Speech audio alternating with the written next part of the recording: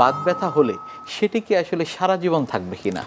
যখন একবার ডায়াগনোসিস হয়ে যায় রিউমাটয়েড আর্থ্রাইটিস অথবা সোরিয়াটিক আর্থ্রাইটিস, রোগ হিসাবে যেহেতু সেটি জিনগতভাবে নির্ধারিত, সেটি সারা জীবন থাকে। তবে লক্ষণগতভাবে রোগীকে লক্ষণমুক্ত রাখা যায় এবং দীর্ঘমেয়াদীভাবে ঔষধমুক্ত রাখা যায়। আমরা যেটা বলি ড্রাগ ফ্রি সার্ভাইভাল, যে আমরা তাকে কতদিন তাকে আমরা ঔষধমুক্তভাবে তাকে আমরা লক্ষণমুক্তভাবে রাখতে পারি এবং তাকে আমরা স্বাভাবিক কর্মক্ষম রাখতে পারি, যেন সে তার যে এই রোগের কারণে কোনো বিকলাঙ্গতা বা কোনো জয়েন্টের যে ডিফর্মিটি সৃষ্টি না হয়ে যেন সে তার স্বাভাবিক কাজকর্ম, এক্সারসাইজ এগুলো করতে পারে। তো সেক্ষেত্রে দুইটা বিষয়, একটা হলো যে চিকিৎসার দুটো বিষয়। একটি হলো যে তাকে জীবনাচরণ, সঠিক লাইফস্টাইল মেনে চলা, খাদ্যাভ্যাস, তার ওজন বৃদ্ধি যেন না হয়, তাকে নিয়মিতভাবে তাকে বিশেষ কিছু খাদ্য আছে যেগুলো এড়িয়ে চলা উচিত। হ্যাঁ, আমরা যেমন বলি যে রেড মিট বা ডালের পরিমাণটা, বা ইনফ্লামেটরি যেগুলো ফুড, যেমন আমরা বলি যে প্রদাহ বাড়িয়ে দেয়, যে ভাজা পোড়া খাবার বা গ্রিল করা খাবার বা বারবিকিউ, এই যে পোড়া প্রোটিনগুলো কিন্তু সমস্যা তৈরি করে। তো এই ধরনের বিশেষ খাদ্যাভ্যাস মেনে চলে এবং এক্সারসাইজ করা, নিজের ওজন না বাড়ানো এবং নিজেকে ইয়োগা এবং বিভিন্ন ধরনের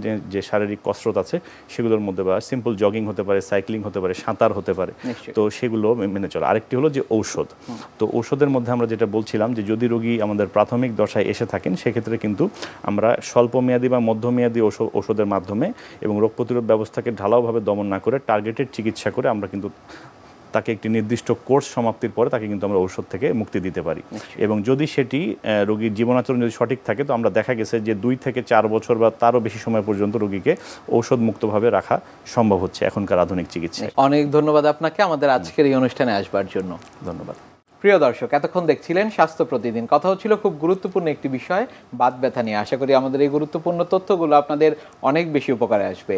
অনুষ্ঠানের পর্যায়ে দেখে নেব কি থাকছে আগামী পর্বে স্বাস্থ্য প্রতিদিন অনুষ্ঠানে। যখন বৃষ্টি হচ্ছে, হট টেম্পারেচার কমে যাচ্ছে, বাতাসের হিউমিডিটির কিছু প্রবলেম হচ্ছে, অ্যাজ এ রেজাল্ট কিছু জীবাণু জন্মগ্রহণ করে, স্পেশালি ভাইরাস জাতীয় যে জীবাণুগুলো, এগুলোর জন্মানোর জন্য খুব বেশি সুন্দর একটি পরিবেশ থাকে এই সময়গুলোতে, এবং ফাঙ্গাসের আক্রমণ, ছত্রাকের আক্রমণ এটিও এই সময় খুব বেশি গুরুত্বপূর্ণ। কাজেই ভাইরাসজনিত যেই জ্বর, সর্দি এবং কাশি এই মুহূর্তে আমরা সবচেয়ে বেশি পাচ্ছি। বিশ্বের যে কোনো প্রান্ত থেকে যে কোনো সময় আপনাদের পছন্দের অনুষ্ঠান স্বাস্থ্য প্রতিদিন দেখতে ভিজিট করুন আমাদের পূর্ণাঙ্গ ওয়েব পোর্টাল www.ntvbd.com এ। এছাড়া এনটিভি সব জনপ্রিয় অনুষ্ঠান ও খবরের আপডেট পেতে ভিজিট করুন আমাদের ইউটিউব চ্যানেল ও ভেরিফাইড ফেসবুক পেজে। আজ এখানেই শেষ করছি, আগামীতে আবারও দেখা হবে। সে পর্যন্ত আপনারা সবাই ভালো থাকুন, সুস্থ থাকুন, এনটিভির সাথেই থাকুন।